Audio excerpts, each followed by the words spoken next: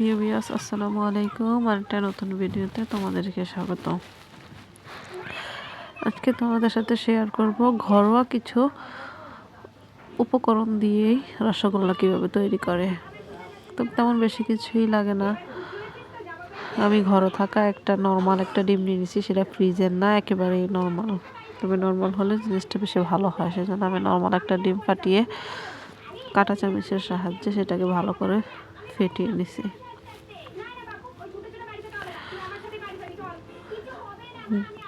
ডিমের ফেটানোটা যেন খুব ভালোভাবে হয়।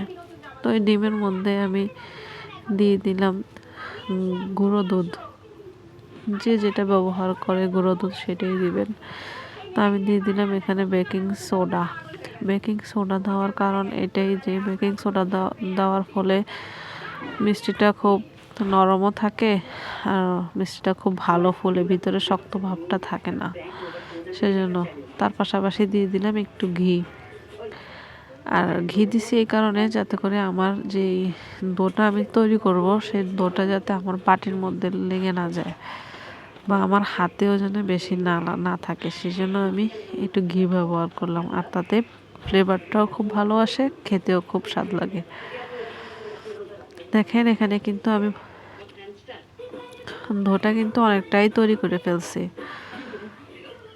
আর আমি হাতের সাহায্যে টিপে টিপে দেখতেছিলাম যে এটার ভিতরে কোনো দলা হয়ে গেল কিনা দুধের।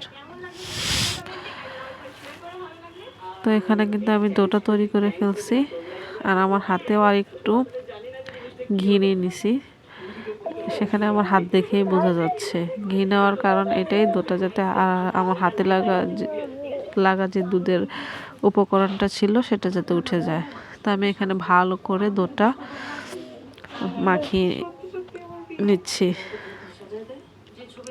ডোটা যত ভালো হবে মিষ্টিরটাও ততটা বেশি সুন্দর হবে বা ফাটবে না। তো আমি এখানে মিষ্টির আকারের জন্য অল্প একটু ডো হাতে নিয়ে নিছি।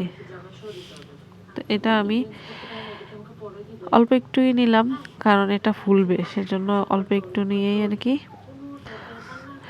মিষ্টির শেপে দিয়ে নিলাম। আপনারা চাইলে যে যেরকম চান সে সেরকম শেপের দিতে পারেন। আমি আমার মতো করেই শেপ দিয়ে নিলাম।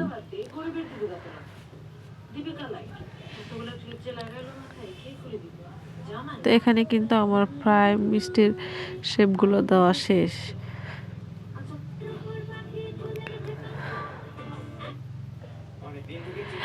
তো আমি আরেকটা পাতিলের মধ্যে, যেহেতু এটা রসগোল্লার মিষ্টি তৈরি করছি, রস তৈরি করার জন্য একটা পাতিলের মধ্যে আমি পানি নিয়ে নিলাম।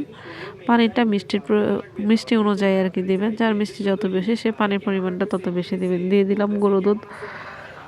যেহেতু আমি গুঁড়ো দুধ দিছি সেজন্য পানি লাগছে। অনেকের গুঁড়ো দুধ না থাকলে কেউ লিকুইড দুধ ব্যবহার করেও সেই রসগোল্লার রসটা তৈরি করতে পারবেন।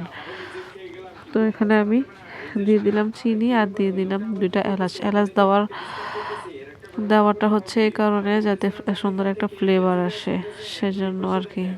ভালো করে উতরানোর পরে দিয়ে দিলাম মিষ্টি। এখন আমি একে একে সবগুলো মিষ্টি দিয়ে একটু চামচের সাহায্যে নেড়ে দিলাম। ভালো করে নেড়েচেড়ে দিয়ে একটা ঢাকনার সাহায্যে ঢেকে দিলাম। কিছুক্ষণ পরে কিন্তু দেখলাম আমার মিষ্টিগুলো প্রায় ফুলে গেছে।